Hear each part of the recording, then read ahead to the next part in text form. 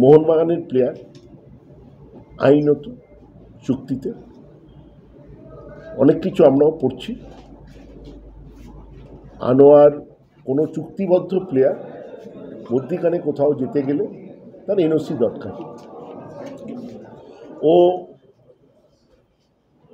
NOC দেওয়ার আমাদের কোনো ইচ্ছা নেই।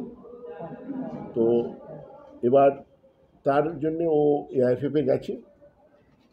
চুক্তি যদি কেউ অন্য চুক্তি থাকাকালীন 6 মাসের মধ্যে যদি কোনো ক্লাবে সই করে,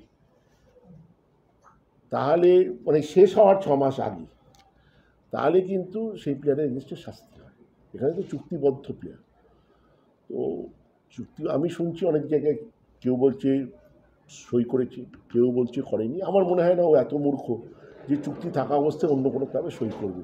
যারা ছড়াচ্ছে তারা মিথ্যে কথা ছড়াচ্ছে। অন্য ক্লাবে ও সই করেনি। তো গেছি এআইএফএফে, তবে এআইএফএফ সিদ্ধান্ত নেবে। আমরা আলোচনায় আমি ওই আইনের তত্ত্বতে যেতে চাই না। আমি পরিষ্কার বলে দিচ্ছি, আনোয়ার মোহনবাগানের প্লেয়ার, চুক্তিবদ্ধ প্লেয়ার, মোহনবাগানেই থাকবে। এবার সে যদি অন্য কোথাও যেতে চায়, চুক্তি ভঙ্গ করতে চায়, আমরা ওকে এনওসি দেব না। এবার চুক্তি ভঙ্গ করতে গেলে ওকে এআইএফএফ যেতে হবে। এআইএফএফ আমার মনে হয় না আইনের বাইরে কোনো সিদ্ধান্ত নেবে।